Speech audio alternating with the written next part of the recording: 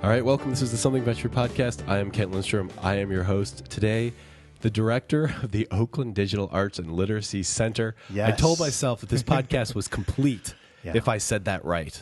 And that's Oakland Digital. It is, and I just watched an interesting YouTube video of Khaled, DJ Khaled, or who's a producer out in Florida, and he's like, "This is going to be the best interview ever," and I'm saying that right now. I'm ready. This is going to get all the hits. This is going viral.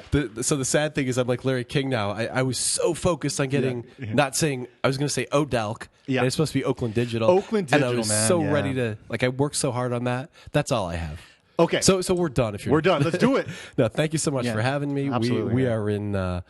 We are in Oakland. Let's talk. I want to talk a little bit about Oakland. Yeah. I want to understand how that fits into Silicon Valley. I want to talk about what you guys are doing. Yeah. I want to talk about all kinds of stuff. It's so good to see you, by the way. Hey, great to see you. There's a lot of news that's been happening, not just with Oakland Digital, but with Oakland, everything in the Bay Area. And I wanted to shout you out first, and we'll probably get into it later, but you were on the Google Hangout.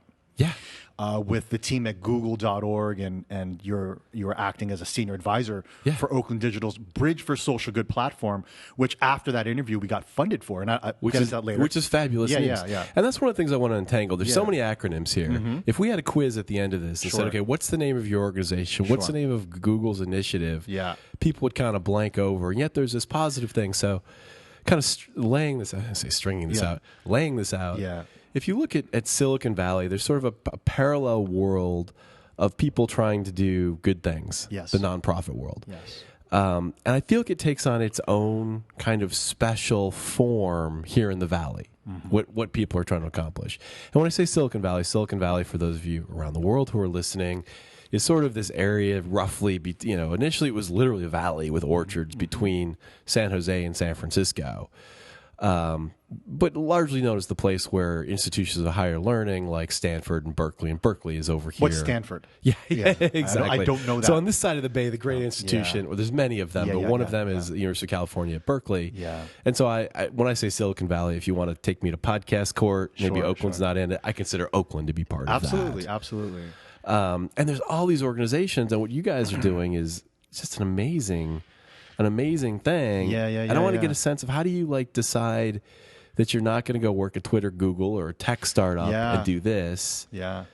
One path being that people get fabulously wealthy, and then they, so you probably got fabulously wealthy doing something, and then decided to do this, right? I'll be honest, man. I'm wealthy from social capital. I'm wealthy from the people that I'm around every day. Two people that you just met, Dawes and Michelle.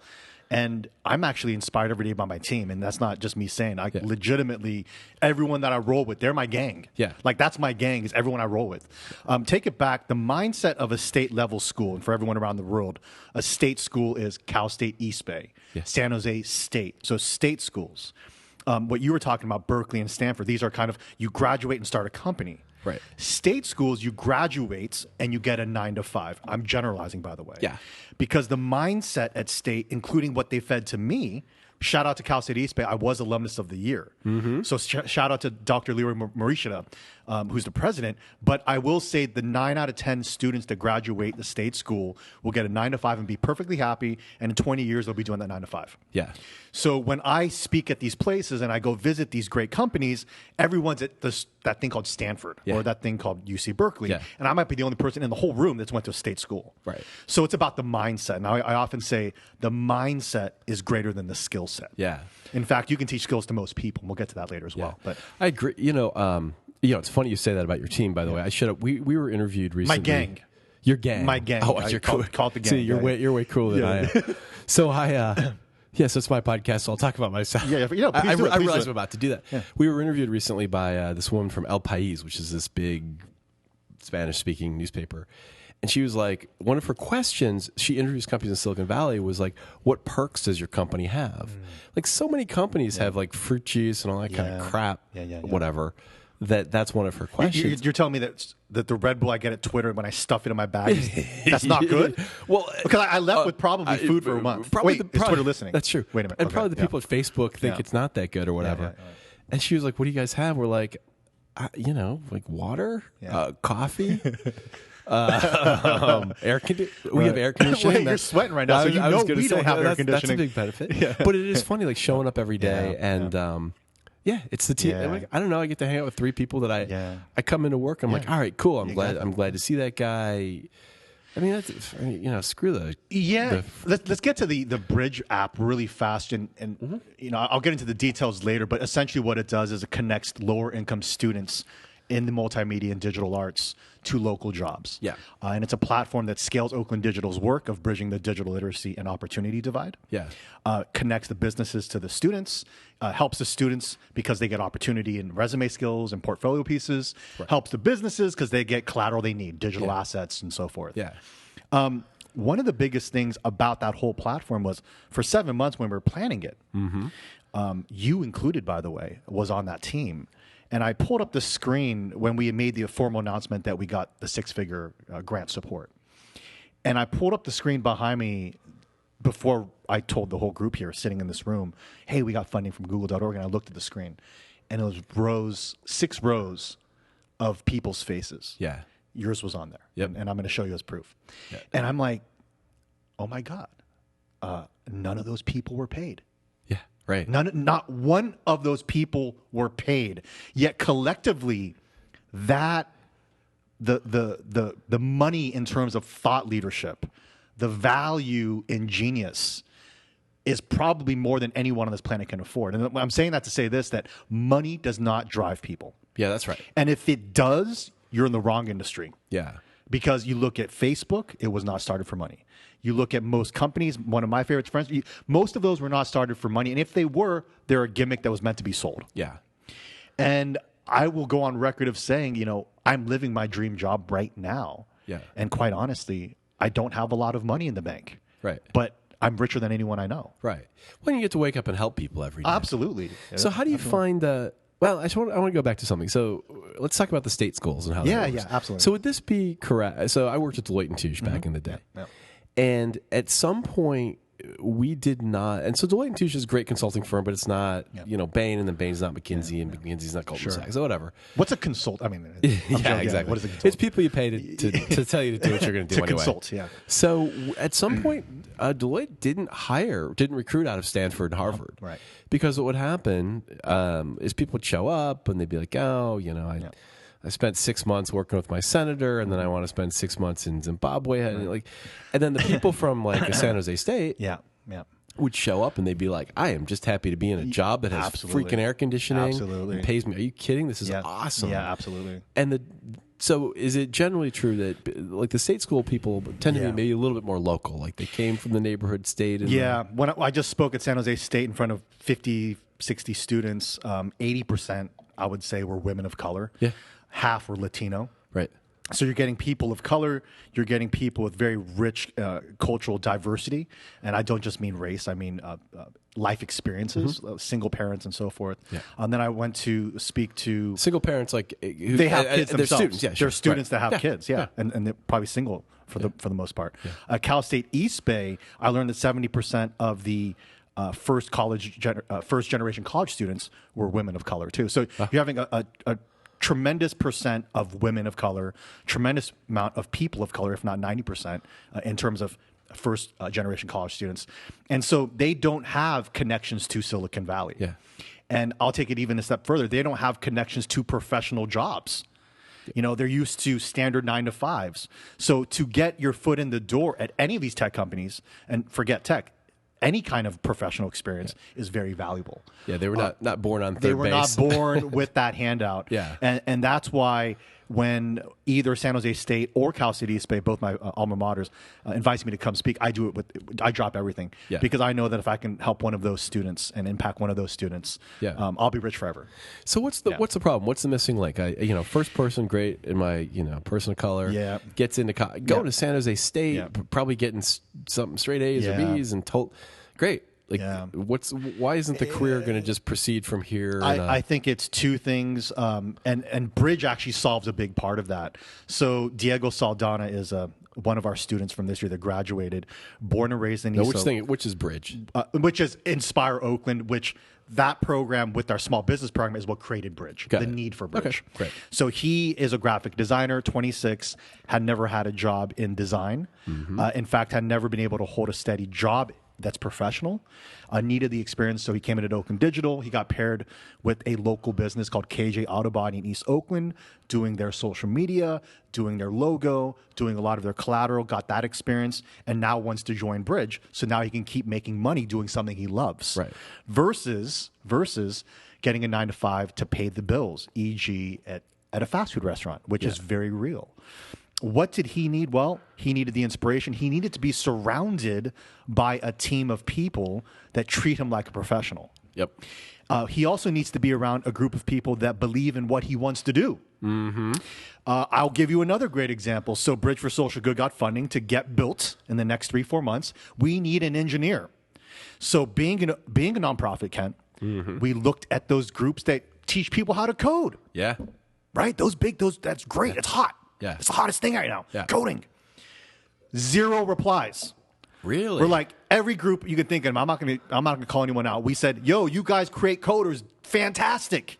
We'll pay. Right. We have money. We want to pay a coder. Right. Crickets.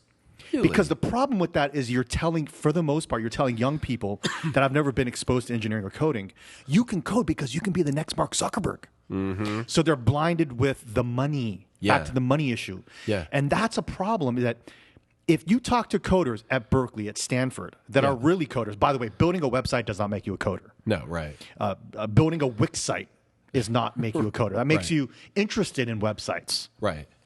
So the reason we couldn't find anyone is because these programs are teaching you, here, go to a hackathon and come up with a great idea, and they pitch, quite honestly, a half-ass project that can never be built, that makes no sense, and it never does get built. Yeah. Generalizing, by the way. So quoting me here. Yeah. And so the problem is that when we need an actual coder with skills, we can't hire these people because they're being fed it in a way that is the wrong way. Right.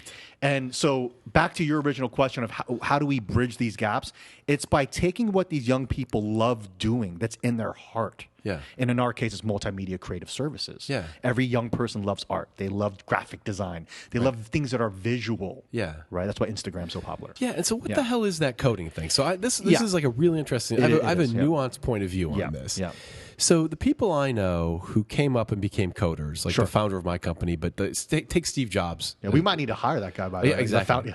Take Steve Jobs as somebody everybody knows. Well, he's not really a coder, but that class of people, Nathan Myhrvold and the guys who invented many of the things, the Google guys, they weren't encouraged to code by society. They were actually, I will argue, discouraged from sitting indoors all day at their computers. Were encouraged to go out and play sports. Yeah. And they went up into their, Dungeons and Dragons and their world, and it was something that they were passionate about, and they did. Yep. The narrative has sort of changed into this idea that all these young men were somehow pushed, almost like it was sport. But I remember when I'm older, but when I was young, the people who were coding were not encouraged. They were doing it in spite of everybody else. Yeah, my mom, I remember when I was a kid, would say, Shaun, you should be doctor. And that's what she sounds like. You should be lawyer or architect. I did get my architectural master's degree. But the point of me saying that is take coding out of the equation and replace it with being a doctor, being a lawyer, being an architect. Yeah. You can't force young people to be anything. Yeah.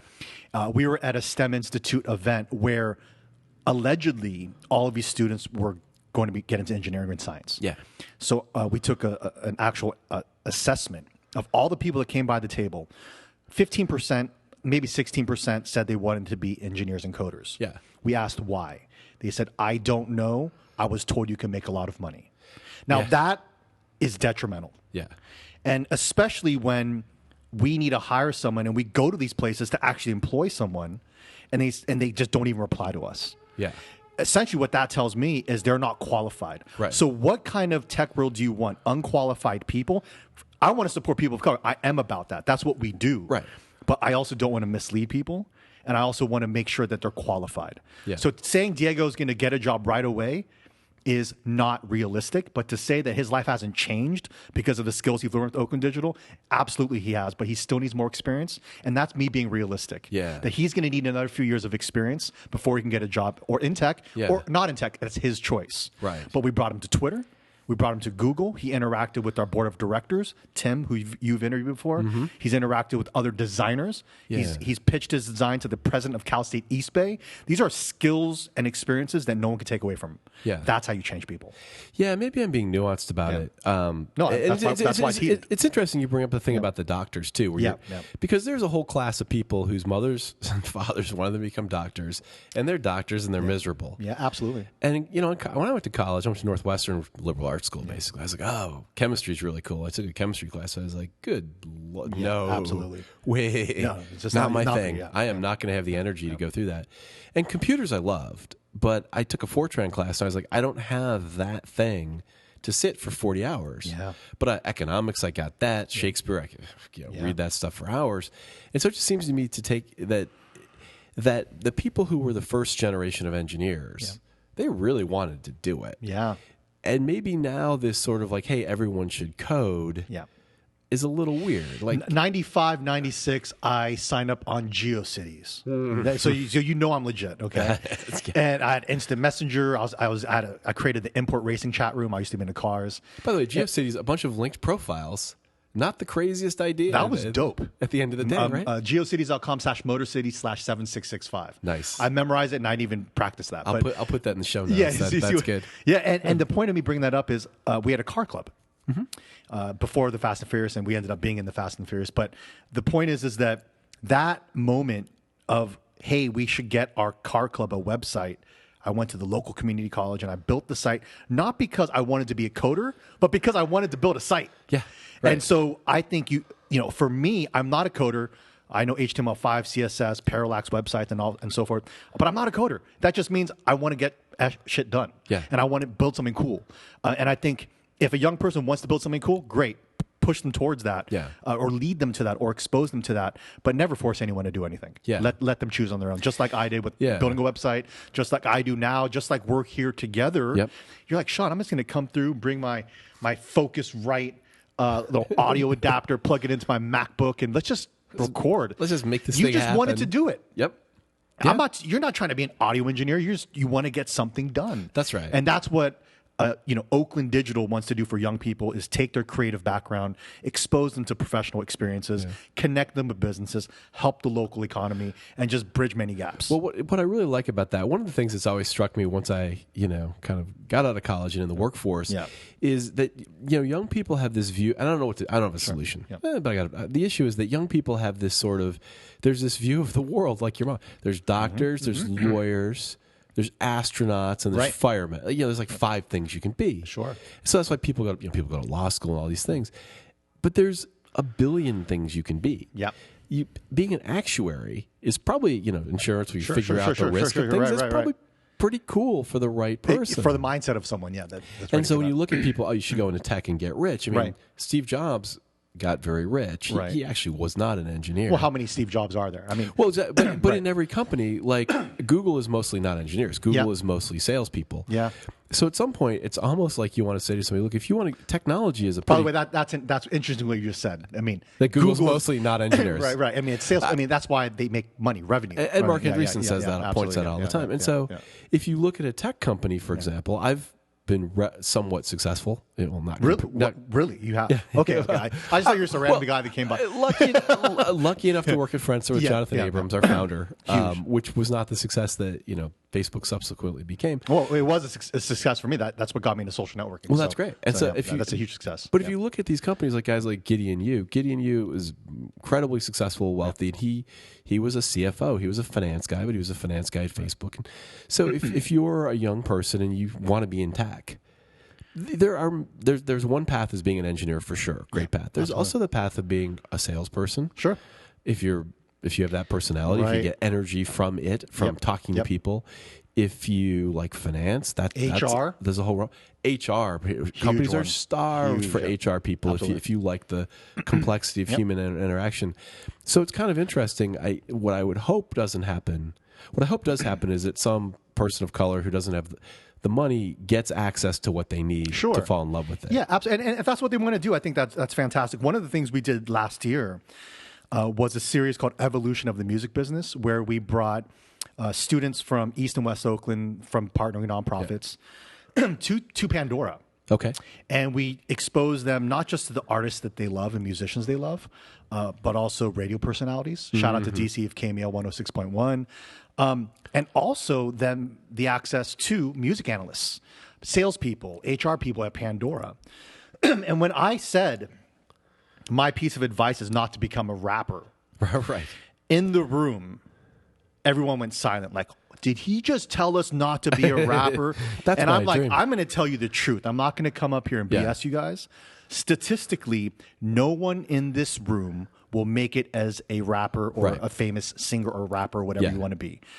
And I think it goes very similar to coding, Right. right? Can young people of any color become a coder? Yes. Do you have to absolutely love it and it to be in your heart? Absolutely. Do I want to create personally a culture of half-ass anything? Yeah. Of, you know a little bit of Ruby, doesn't mean you're going to get paid for it. Yeah. And even right now, as we're hiring, I'm not saying I want to know a coder that can do a little. Yeah. I'm saying we want a full stack that A, B, C, and D, Yeah. and that has experience working at A, B, and C, and D. And we had a senior engineer, Gert, who's on our team, write up the job description with Tim. Right. And we had like 13 candidates, but we're looking for the best one. And I think it's very similar in tech. They're not just going to hire you because you know a little bit. Yeah. And that goes to my point of, I'm going to be the best executive director I can be. You're going to be the best. What's your current COO? Right, COO. The COO of Nuzzle. Yeah. Right. And so that's what I expect every young person to do is take what they love Yeah. and be the best at it. Yeah. Don't do it for any other reason. Well, and I think you need to absolutely draw energy from it. Yeah. If you look at Bill Clinton, Yep. clearly draws energy from Right. being out. You know, people go, "How can you be a politician?" Yeah. He couldn't. No, whatever the hell you say, could not be a politician. Like, No. he's drawn. He's to a it. boss. Yeah, exactly. Absolutely. So if you find yourself not wanting to stay up all night to figure out some coding problem, Yeah. it just might not be your thing. Yeah. I mean, the people I know who do it, they'll work all night. Like, oh, I did these 2 extra things because, oh, look, I can do this cool thing. Like, they're drawing energy from Yeah. it. But it's just weird when you get these sort of, you know, and I know that the intentions are good, but I'll make fun of it. And you're right. I will say this. To take everything in context here is, I respect anyone that's trying to improve people's lives. That's right, yeah. So there's nothing negative, but I'm also very realistic, and I've also been in the streets literally for the past 6 years, really seeing what young people do. We had 2 interns from a local nonprofit we took on. Both 19, both formerly incarcerated. First thing they do when they walk through the door, Kent, look for housing. So you're going to tell, because they're foster children. Oh, okay, yeah. So they're looking for homes. Yes, right. Think about that. How can you tell a 19-year-old kid, I don't care what color they are, read lines of code for 10 hours a day, Yeah. and you'll be a Mark Zuckerberg? Yeah. Absolutely absurd, ridiculous. Yeah. So my point is, if they wanted to, great, let them do it, but don't misinform the people. Yeah. Listen to the kids, as Kanye says. Listen to the kids. Yeah. Well, it's funny. I interviewed an African American executive, and we talked about he went to Stanford, and he's like, there were relatively few of my people from my class went to of the black people went to become entrepreneurs, but when he goes to his reunion, they're all real wealthy. They're working at Goldman Sachs and McKinsey and all that. And you're talking about from Stanford. From Stanford. God, of course, yeah. So I was like, what does that mean? Like, black people in entrepreneurship. Yep. He's like, look, here's probably what's going on, is that if you grew up in a certain environment, and you were looking, housing was your number one priority, Exact this, that, and the other priorities. thing, and you managed to figure out how the hell to get to Stanford, Right. and Goldman Sachs came along and said, I'll pay you $900,000 a year, you take the damn job. Yeah, absolutely. He's like, with all due respect to Mark Zuckerberg, that guy never had a thought that he wasn't going to have housing and a job and all that. Exactly. So risk taking's real easy. Well, you're talking about necessity, right? Yeah. Necessity and opportunity, Yeah. which most young people of color do not have. Yeah. And then getting back to our earlier conversation, that's historically who attends state and community colleges. That's right. You know, it's real life, man. And I think we're in a bubble. I'm very blessed to have friends like you, friends like my mentor, Dr. Andreas Weigand and MC Hammer, that the spectrum. So, you know, someone like those young people I was telling you about, formerly incarcerated at 19, I have people like that I know. And then I have people like you that I know. Yeah. And I think I have a very unique perspective. And I feel very blessed to be almost neutral, like understanding of all sides. Yeah. And we have lights flickering, which means the power is real. Oh, yeah. The power is real here. The power is real. That's okay. I think we're all battery operated. It doesn't matter. Oh, fantastic. Except for my headphones, but that's fine. No, yeah. You know, it's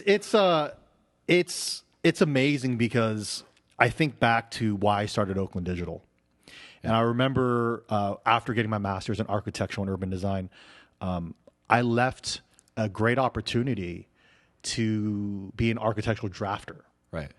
To start a hip hop show on YouTube. Nice. And you know, most people, if we go back to 2007, would say, Shaun, you're absolutely nuts. Right.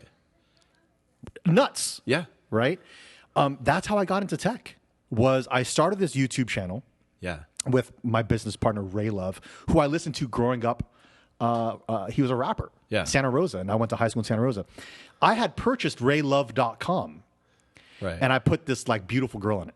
Yep. And I was just a fan. I wasn't trying to like get money from him or anything. Yeah. His manager calls me and says, "Hey, Ray loves that photo. Wants to know who she is." And I'm like, "Cool, can I meet him?" And I meet him, and I'm like, I love video on the side. And he's like, "Let's do this hip hop show, man." And we went all over the state, even country, actually, interviewing rappers and hip hop artists. And we got 14 million views in a year. For 2007, that was a big deal. And this is when World Star Hip Hop, we actually came out before them. And to that point of World Star Hip Hop, I started noticing that, unfortunately, most of the rappers that I was running into and really being immersed in this lifestyle were pimps and or doing things of illegal nature. Yeah, right. Of illegal nature. Yeah. ILLEGAL. Right. And quite honestly, I wasn't with that. Right. And I saw the power that YouTube had on young people, specifically 13 to 18 of people of color. And I said, how do we take this technology and do something very cool? And that's how we finally evolved to tech for good, connecting young people to opportunities. That's incredible. And so it really started from this hip hop show. So like I just feel like Oakland Digital is the best nonprofit in the world. Like, I just feel like the game that we have, the perspective we have, it's just so real. It's we can't be touched. Yeah. Like Hammer, we can't be touched. Yeah. And I say that to say this, like, you know, when Kanye's going nuts and he's screaming and just going ballistic he has swag, he has power. Yeah. You know, and if you don't own it, you're gonna be on your deathbed going, damn, I should have went a little Kanye. Or I should have went a little Bill Clinton. I should have went a little whatever you want to be in this world. I mean, life is too short, man. You got to go for it full force. Oh, brother. well, that's right, and that's a great way to surf that wave. That story from going, you know, hey, I'm going to be a hip hop star. Yeah. Well, okay, maybe that didn't quite work out. Although we're not done yet. Yeah. I'm still trying to do it. But then go, you know, there's an angle here that's like being an actuary. You know, it's not the hip hop. And so, like, I did a lot of theater at Northwestern. Yeah. By the way, super important. Yeah. I think I'm acting. Yeah. Oh, yeah. I mean, it's like if you don't know how to act and speak and communicate, I almost would go back and tell young people, even now, whoever's listening, I don't care how old you are or how young you are, take a writing class. Yep. Take an acting class. Yeah. And then take like a photo or audio class. Yeah, exactly. Like those are all three things you'll need no matter what. Yeah. Because if you take an acting class and you learn improv and you're really uncomfortable with all that, okay, you're not going to be an actor. Yeah. Or you think you're going to be an actor and you're one of the billion people who aren't. Well, now when you have a job in whatever the hell you're doing, you're going to be pretty good at public speaking or a little bit better at public speaking, and that'll advance your career. Yeah. Or you'll do a podcast or whatever.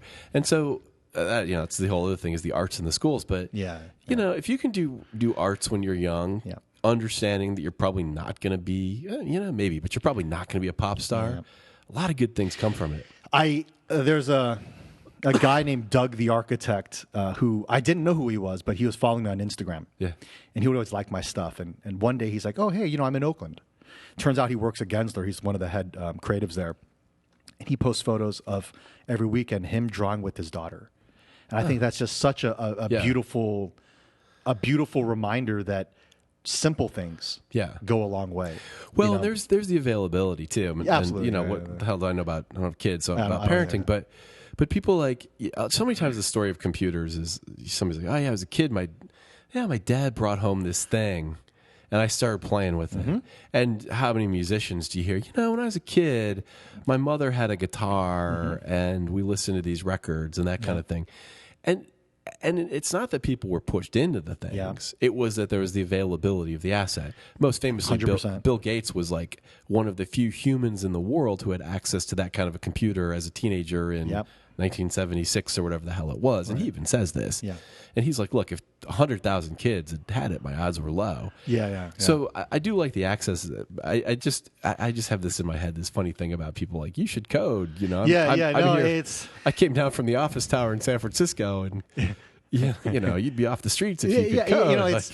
It's really interesting because I feel like I was privileged. My mom did come here in her late 20s from Taiwan. Okay, yeah. And the first job she had was actually a maid. And so she was cleaning toilets for a family. And she tells me this and how they treated her like shit. Oh, man. And so, but she, after my dad passed away at 2 months old, when I was 2 months old, she turned around her furniture business from just cookie cutter to custom furniture and had her own factory, became very successful. So I think I got all of my game from her. Like being very, being very mindful of people who don't have opportunity, to also helping entrepreneurs, small businesses, to also, here's another story. I'll tell another story after this, but the point of me bringing up my mom is that she bought me an Apple IIe. So when you brought that up, and I remember following the printer and thinking how fast that printer was. And I feel very privileged for that. Even though my mom worked her ass off, I myself feel privileged, and I want to give opportunities like that to most young people that don't have it. And going to another point of racism, of discrimination. And I remember 1 month, we had a business here in Oakland, 26 in Broadway. For 1 month, every day, her windows were getting shattered for 1 month. This is in the early 80s, mid 80s. Yeah. And so at 2, 3 a.m. we'd have to go there and clean up before she had scissor gates. And, I was like, man, why do black people do this? Yeah. Because every time they catch a black person. And my mom said, Shaun, there's bad people of all color. And I think that was the turning point for me of understanding and not being a racist, and being culturally aware and culturally sensitive and understanding social and racial justice. Yeah, the evils of people thing. Yeah, I mean, it's just people are bad. And so since then, like one of my most proud moments is just this idea that black people and Asian people should work together in Oakland, and we're very powerful communities, and we need to work together. And so if you look at the constituents of Oakland Digital, we're inclusive of every color.